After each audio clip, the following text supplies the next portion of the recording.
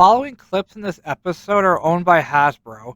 Please support the official release by buying the DVDs or watching on streaming services. Thank you. Hi! So, this year marks the 30th anniversary of Beast Wars! Yeah, this is the show that made Transformers awesome again back in the 90s. Granted, when I was a kid, I probably shouldn't have even seen this show given how I was born way after it ended and when Beast Machines was going on. Then again, like I said, I was born then, so I was probably an infant when the sequel show was going on. But then, thanks to my brother, when we were at a Value Village one day, we came across this VHS tape, and my brother, he was older than me, so he had a very vague memory of watching Beast Wars. So we bought this tape, which had the first few episodes. Granted, after episode 2, they were a bit scattered, but we didn't care. This was awesome! And we'd watch this tape over and over again until one day we watched the rest of the show on YouTube. But then on the show's 15th anniversary, they released this complete series DVD box set, and for the last 15 years, we've been watching this box set over and over again every now and then. But it's been 15 years since that, and the show is now 30. So as a way to celebrate, let's kick back and watch this awesome 90s show that saved Transformers.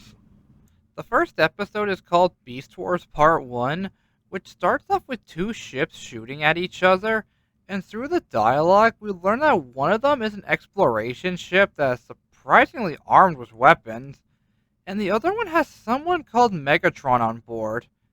And after some damage to the exploration ship, it launches its escape pods while firing back, causing both ships to crash on a nearby planet, damaging them even further. Inside one of them, we see a robotic life form who we can assume is Megatron, who asks his computer if the planet they are on has something called Energon, which the computer confirms it does. However, it has so much of it that if they go outside, their robotic bodies will overload and break down. So, as a way to survive the planet, they scan local life forms to give himself and the rest of the crew on the ship alternate forms just so they can roam the planet freely without worrying about the Energon. We then cut to the other ship, where they as well scan local life forms, where we then start to meet the crew, that being Cheetor, Rattrap, Rhinox, and the only one without an animal named Pun, Optimus Primal, who gets his team up to speed on what he knows, as well as bringing up how the Energon is also a power source for them, which probably explains why Megatron wants it. As well, due to them sending out the escape pods, Megatron has them outnumbered at the moment. We then cut back to the other ship, where we see a Velociraptor named Dinobot, who is mad they are not on Earth, which he thought they were going to, while holding a golden disc. Fun fact, the golden disc he's holding is actually based off a real one that NASA sent up into space. If you're a little curious, I recommend looking up what's on it and how they put it on there. It's actually quite fascinating. Where we then see Megatron, who is now a T-Rex, with Dinobot telling him that he's taking over, as well as showing us what his true form is. Dinobot, terrorize!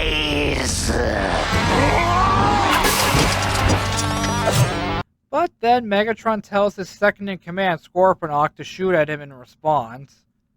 Then through his dialogue, we learn that he wants the Energon on this planet to take over the universe with his raw power, as well as learning that his team is called the Predacons and that the others we saw who crashed are called the Maximals. Yeah, so with this Transformers show, instead of Autobots and Decepticons, we have Maximals and Predacons. So, in this, the Maximals are the good guys and the Predacons are the bad guys. And if you want to know which one is which, well, they make it easy to tell by their activation code when they transform, which we will see more of as the show goes on. We then cut back to the Maximals, where we learn that they were just simple space explorers and that they only followed Megatron because the golden disc he stole had the location of a major Energon source which he could use to start a war. which is why Optimus felt obligated to go after him.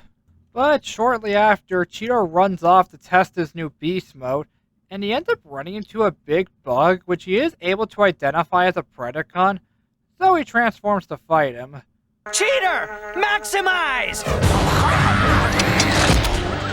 With the Predacon doing the same in response. Wasminator, terrorize! And with all the lasers and explosions, the Maximals notice and go to help Cheetor. But when they get there, the Predacons also show up, where we then learn the names of the rest of the Predacons as they transform. Tarantulas, terrorize! Scorponok! Terrorize! Pterosaur, terrorize! Megatron, terrorize! As well as seeing the Maximals in robot mode for the first time as well. Red Trap, maximize! Inox, maximize! Optimus, maximize! Where we then get a big shootout between the Maximals and the Predacons, with Optimus getting shot down trying to save Cheetor, with the Maximals just barely making it out. And it's around here where we see what happens to them if they stay in robot mode for too long. On their way back to the ship, they discuss how there was reported 6 Predacons who stole the golden disc and that one of them was missing from the battle. But then immediately find him guarding a cliff, where he tells them that he left the Predacons and wants to join the Maximals as, well, their new leader. And he does this by challenging Optimus to a fight to the death, ending episode 1. Okay, so since this is a 2-part episode, I will give my final thoughts at the end of part 2. Episode 2 picks up right where the first one did, with Optimus and Dinobot about to have a duel over a narrow bridge, with Dinobot still trying to take over the Maximals by killing Optimus and becoming their leader. He even changed his activation code. Dinobot, maximize! Leading to a pretty entertaining duel between the two of them, given the animation, with the Predacons watching them from afar, where they even begin to start shooting at them, causing them to run. However, one of the stray shots goes off and hits a mountain, revealing a massive Energon crystal, with the Predacons already on their way towards it.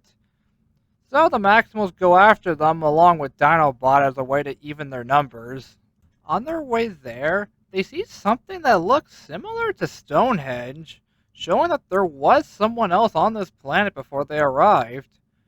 But before they can discuss it any further, they get ambushed by Pterosaur and Waspinator, and after they fight, Dinobot starts shooting and he almost ends up making a rock fall on Rhinox by accident, making Rattrap not trust Dinobot more than he already doesn't, with Optimus telling him to stand down when he tries to blow his brains out. We then see the Predacons get closer to the Energon, where they bring up how they will have to stay in beast mode or the Energon will overload them in less than a minute. Later on, both factions make it to the Energon, causing them to fight over it in beast mode, mostly because if they transform they might die. But after Megatron starts losing, he transforms anyways and fires a missile on Optimus. But Dinobot makes it miss, causing the Energon to overload and explode, with everyone just barely making it out alive. Now, with everything that's happened, they're stranded on a planet with dangerous but powerful energy source that can cause a war, with Optimus ending the episode by title dropping the show. Beast Wars! So that was the opening 2-part episode titled Beast Wars, and I gotta say, it did a good job introducing the show. Like, it showed us all the characters, who's aligned with who, and what they're fighting over. So, yeah, I'd say this is a good start, and it even gave a little hint as to what's gonna come later in the season. So with that, let's keep watching and see the rest of the show. Now, granted, this is way more episodes than what I'm used to covering for a video, Actually, I'm going to split this video into 4 parts, actually. And I'm going to kind of skim through some of them. Mostly the filler episodes, because some of them I could just summarize very quickly. And I kind of want to tell you if whether or not I'd call an episode filler or worth watching. So with that, let's keep going. The episode titled The Web starts with Rhinox building a communicator with a longer range. Well, longer than the ones they have built in. And when Cheetor tries to test it, he ends up breaking it trying to stop Scorponok from retrieving a weapon that broke off the Predacon ship during the crash in the beginning of the series, leading to him getting reprimanded for his actions on account of the fact they have limited resources and only had enough parts to make the one communicator. So as a way to try and make up for his mistake, he tries to take out the weapon before it becomes a problem.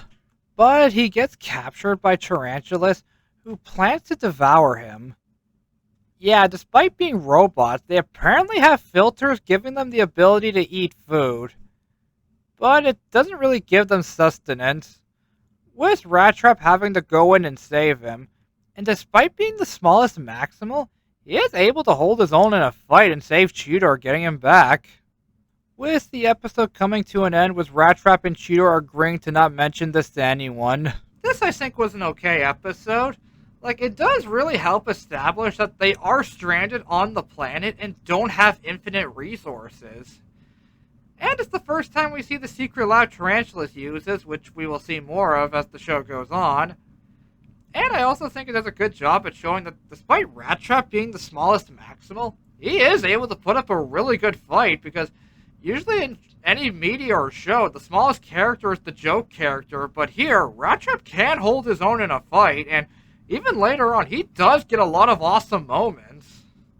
Episode 4, Equal Measures, is about the Maximals trying to set up surveillance posts to spy on the Predacons, but due to bad weather, Optimus cancels the mission. However, Dinobot and Cheetor still want to go through with it, mostly because Cheetor wants to prove himself, and Dinobot just wants an advantage on the Predacons. But while setting up the post, Cheetor accidentally places one on some energon that was underground, and it almost explodes until it's struck by lightning, causing him to end up getting transported into the Predacon base. With the same thing happening to Pterosaur, sending him to the Maximal base, where he tries to form an alliance with Dinobot to take over both the Maximals and the Predacons. But when Dinobot gets the intel on how Pterosaur got to their base, he gets rid of him and plans to use this knowledge to send a bomb to the Predacon base to destroy it. However, Cheetor finds out that underground there's a massive piece of energon that's right underneath both ships, and if one of them decides to blow up one of their bases, they will both be destroyed. So he tries to copy this information and send it to the Maximals, but they already sent the bomb, and now Cheetor ends up having to disarm it before both bases end up getting destroyed. With the episode ending with Cheetor making it back with the information as to why they can't just blow up each other's ship. Now, this episode I also think was pretty good because we get to see more of what the inside of the Predacon base looks like, and it gives the show a really good reason why either side can't just mindlessly attack the other without risking their own base getting destroyed. So, yeah, I recommend this one as a canon episode. Chain of Command starts off with the Maximals investigating the stone structure they found back in episode 2, and they find out there's a piece of energon under a pile of rocks in the center of it. However, the Predacons come in and start a fight, which eventually leads to the energon powering up the stone structure, where it then sends out what they believe to be a signal to whoever built it. Later that night, a probe comes from space, landing where the signal was sent from, with both factions going to see what it is, where it then sends out what I think is an EMP and makes Optimus disappear. Later on, when the Maximals are arguing on who should be next to lead them, they get a transmission from Optimus saying that he's currently inside the alien probe and that they are currently studying him, as well as leaving Rat Trap in charge while he's gone. And almost instantly, they get attacked by the Predacons, with Rat Trap suggesting that they fight while Rhinox stays behind the build sling that can save Optimus, with Rat Trap doing a surprisingly good job at leading the Maximals against the Predacons to victory. And after the fight, they go to the alien probe to try and save Optimus, but once again they get ambushed by the Predacons, and unfortunately the device Rhinox made doesn't work. But right as he's about to get ambushed by Waspinator, he shoots him violently, and after doing so, he causes the whole thing to short circuit, which leads to the alien structure to give Optimus back, where he then fends off the Predacons, with the episode coming to an end with the probe disappearing, and the Maximals wondering if or when they'll ever meet the aliens that made the probe. Okay, so this one is definitely important because it does show there was other life forms on the planet and that they currently have more advanced technology than the Transformers, which does hype you up and make you want to see where this goes. So yeah, this is one I recommend. Episode 6, Power Surge, has Pterosaur finding a floating island that's filled with Energon that also happens to power him up. And with this new power, he decides to take out Megatron and lead the Predacons. But the Maximals find out what's been going on and destroy the island. And with his new power source gone, he gets punished by a reconstructed Megatron at the end of the episode. Yeah, this was just a full-on filler episode. Don't get me wrong, it was entertaining. Like, the floating island was a nice set piece, and the action that takes place on it was also good, but in terms of the ongoing story, it doesn't really contribute anything. You can just skip it if you want. Fallen Comrades, on the other hand, is a different story, because we see one of the escape pods from the first episode landing on the planet, with Optimus immediately trying to go after it, but is shot down by the Predacons. Back at the Predacon base, we find out that despite the pod having a Maximal in it, they can still reprogram it to be a Predacon, with Megatron also planning on taking over the Maximal base while they run off to get the pod, which is what they are currently doing, with Waspinator and Pterosaur following them to make their journey more difficult. Back at the Maximal base, we see Dinobot trying to talk to Optimus while he's in the CR chamber. I'm assuming CR stands for Central Repairs, where he recommends sending a laser-guided signal to the pod, hopefully to get whoever is inside to activate as a Maximal before the Predacons can get to it first, with Dinobot setting up a satellite to bounce the laser off one of the planet's moons, with the Predacons trying to stop him, of course, but he is able to activate the ship's defenses and get the laser working, but with how close Waspinator and Pterosaur are to the pod, they're not sure if it's going to work. But around this time, Optimus is repaired and makes his way to the pod. But the Predacons make it there first, and upon opening it, they discover that it's empty. But then a local white tiger shows up and says this: Tigatron, maximize! So yeah, they have a new ally, and he helps them fend off the Predacons, where he then meets Optimus and agrees to help the Maximals, but after the crash, his memory's all fuzzy, so he decides to stay where he is and help the Maximals whenever they need him, ending the episode. Okay, now this I think was another important episode because we see what happens to all the pods that were launched at the beginning of the first episode, and it is interesting to see because the fact that they can be reprogrammed into Predacons does raise the stakes whenever one inevitably lands. And I think it's an interesting way to show how the show gets new characters as it goes along, because we do see more escape pods land on the planet as the show continues. And we also see that the planet has 2 moons. This will be more important later. The next episode begins with another escape pod landing on the planet, but unlike the last episode, the Predacons get to it first, with Optimus saying this is the 3rd time they were ambushed, and with him and the Maximals, they think Rat Trap is spilling intel to the Predacons, where we then see the Predacons giving the protoform a beast mode, which happens to be another spider, and her name is Black Arachnia, the show's first female character. Yeah, despite this being her debut episode, she doesn't really do much in it. Later on, Rattrap joins the Predacons under Pterosaur's wing, mostly because he's fed up with the Maximals not fully trusting him, where they actually end up taking over the Predacons. But they still keep him in a cell just in case he's a spy for the Maximals. But almost instantly, he breaks out of his cell and we see the Maximals getting ready to rescue Rattrap, mostly because he still has intel the Predacons could use on them. But then we see him finding out how the Predacons have been spying on them, and once he recovers what they've been using, he signals the Maximals to go and get him, showing them this was all a ruse on the Predacons.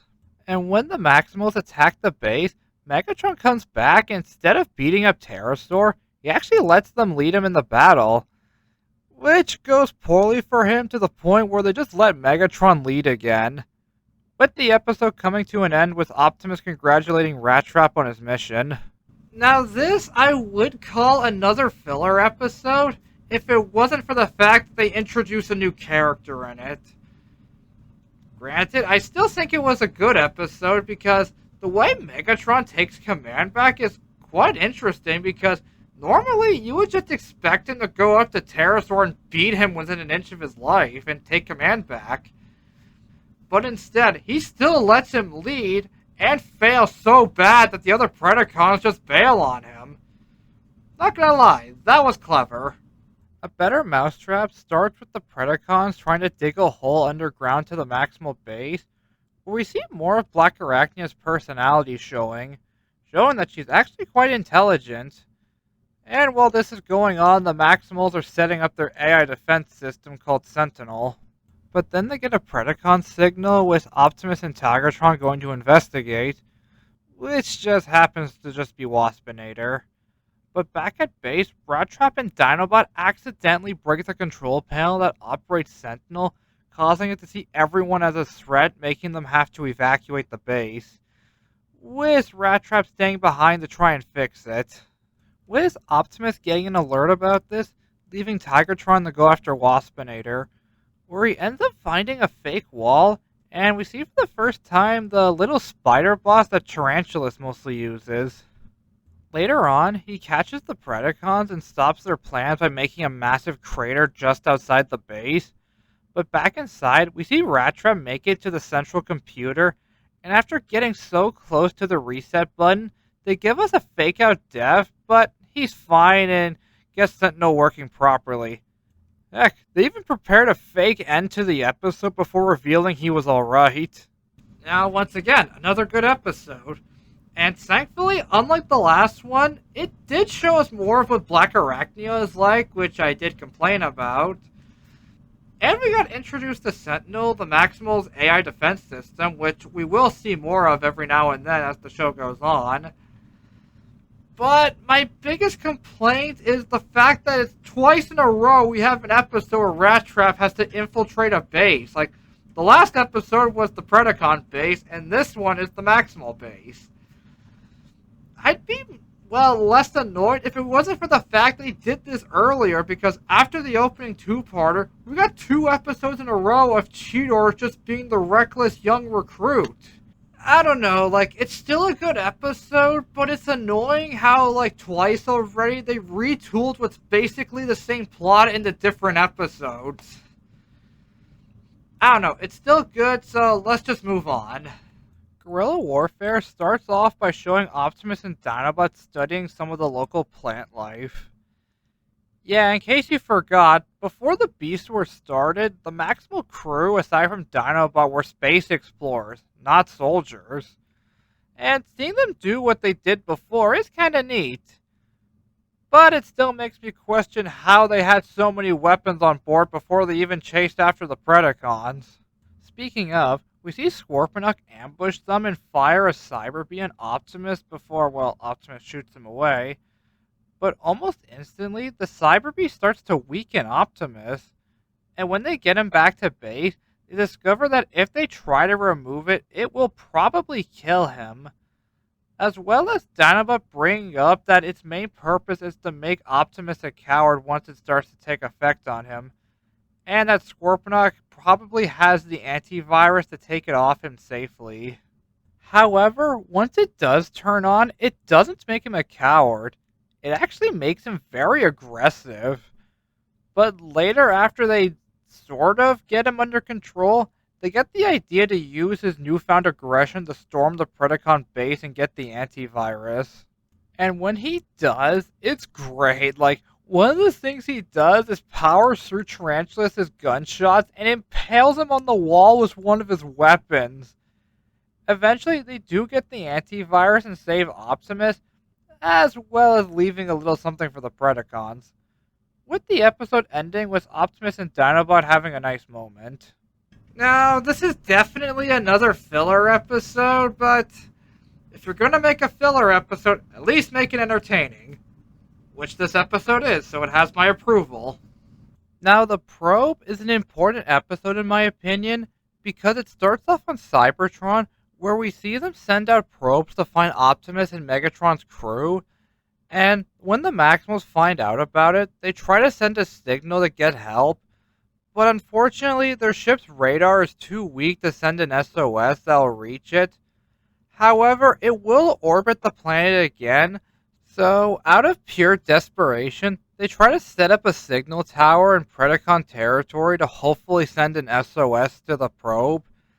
But unfortunately for them, the Predacons have built a new weapon that forces them into beast mode, and by the end of the episode, they destroy the signal tower before the probe can get any signal from them, leaving them still stranded on the planet. Okay, now this one is definitely important because it shows us why they can't just up and contact help. And it also shows us why the Predacons don't want to be rescued, because they are criminals, and if they are found, they'll either be arrested or worse. So, yeah, this does establish some important reasons to why they can't do certain things in the show. And it will be established on more in the next episode. That being in the episode Victory, where we see the Predacons doing some experiments on Energon, and end up causing an explosion, which leads to the Maximals to believe that they are dead upon seeing it through a spy cam that Rattrap set up off screen, probably during his infiltration of the Predacon base. And when they go to see if there are any survivors, they don't find anything. So, they take advantage of the situation and start salvaging warp drive parts from their ship to see if they can get theirs back up and running so they can finally leave the planet. And while doing so, Dinobot wishes to stay behind because, like I said before, the Predacons are criminals, and since he was once one of them, him going back would just cause problems. But later on, while he takes a walk, he comes across the Predacons hiding, so he tries to warn the Maximals what's really been going on. But it's around this time that the Maximals let Tigertron on the ship as they're about to take off. Yeah, believe it or not, this is actually the first episode where Tigertron goes onto the Maximal ship. But right as they're about to take off, they see Dinobot in the distance being chased by the Predacons. So Optimus and Cheetor go to save him while the rest stay on the ship to make sure it actually takes off. But despite their best efforts, Optimus gets left behind and Megatron gets on the ship and damages it to the point where it ends up crashing back on the planet. But right as they're falling, we get a pretty funny Superman reference. Is it a bird? Maybe a plane. It's Optimus! They even play a rip-off version of the John Williams Superman theme while this happens. But unfortunately, the episode has a sad ending where Rhinox says that their ship will never fly again. Now this one I would also call important because it's twice in a row that the bad guys technically win, because in the last episode they couldn't contact for help, and in this episode they can't even leave the planet anymore. Yeah, I know I did complain earlier about the reusing plot lines but slightly tweaking them, but there are plot lines we see all the time, but with this one, the idea of the bad guys winning is not something you see often, so yeah, this one had my attention more, and I would also call it a very important episode if you want to watch the important episodes of the show. However, the next episode, Dark Designs, is kind of a basic episode where Rhinox gets taken by the Predacons and reprogrammed to be evil, as well as getting a new darker paint job. But while Rhinox is with them, all he does is cause trouble for everyone to the point where Megatron decides he's just going to turn him back to normal anyways. With the cliche at the end with the Maximals having to come in and save him afterwards. Okay, for a quick moment, during this fight scene, I actually caught a funny animation error where we see Megatron's arm in the background of a shot, and that's probably because there's a scene later where Optimus cuts off his arm, but they probably forgot to remove it after they went back to animate the previous part that came before it. I don't know, I just thought it was funny when I noticed it. After saving him, they spend a nice day outside, and they even have some fun asking Rhinox what it was like to be a Predacon. Despite the fact that Dinobot was a Predacon long before he was. Okay, so this was definitely another filler episode. And another episode where they take the same idea and retweak it, because in the previous episode, or an earlier one, we see Optimus turn evil, or at least angry to the point where he could have been. And in this episode, they just flat out turn Rhinox evil. Yeah, nothing from this comes back later. But, I don't know, if I do Beast Machines, I'll call back to this episode. But for now, I just call it filler.